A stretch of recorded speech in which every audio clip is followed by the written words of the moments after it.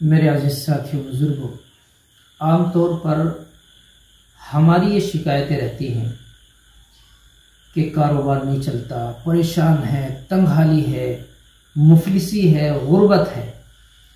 और होनी भी चाहिए ये शिकायतें, लेकिन कुछ चीज़ों पर गौर व फिक्र भी हो, अकाबिर से, उलमा से रब्त ज़ब्त भी हो कि हम अपनी मेहनत के साथ, अपनी कोशिशों के साथ किस तरह सफलता पा सके, किस तरह कामयाब हो सके, कैसे अपनी मंजिल तक पहुंच सके।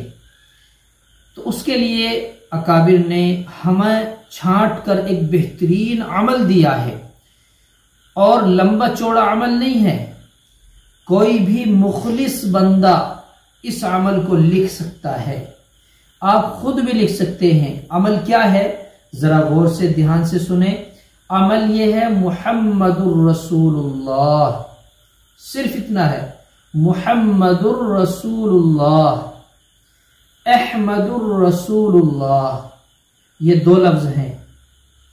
और ये जुमे की नमाज के बाद नमाज पढ़ें इत्मीनान से, बावजू बैठकर एक पर्चे पर लिखेंगे मुहम्मदुर रसूलुल्लाह, अहमदुर रसूलुल्लाह 35 मरतबा लिखें, और इसे लिखकर अपने पास रखें।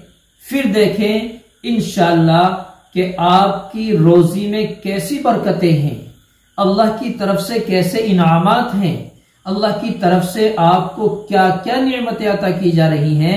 यानी जो तंगदस्ती की, मुफलिसी की शिकायत कल थी, आज लिखने के बाद आने वाले कल नहीं होगी। गुजरने वाले कल हो सकती है, लेकिन आने वाला जो कल होगा उसमें ये शिकायत आप न कर सकेंगे।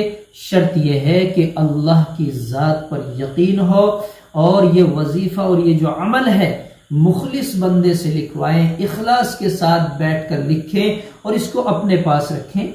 चाहे अपने पर्स में रखें, तावीज की शक्ल में बांध लें, जिस तरह भी हो लिखकर अपने पास रखेंगे तो इंशाअल्लाह आपके लिए बरकतों के रास्ते खुल जाएंगे। आपके लिए तंगदस्तियां दूर होकर आपको वो चीजें मैसर होंगी जो आपने कभी ख्याल भी ना किया होगा। एक काम और कर लिया करें मजीद इजाफे के लिए, फजर की नमाज के बाद या रज़्ज़ाक़ु 11 मरतबा पढ़ लिया करें, फिर इंशाअल्लाह सोने पे सुहागा है। ये काम करके देखें, इंशाअल्लाह आपको नफा होगा।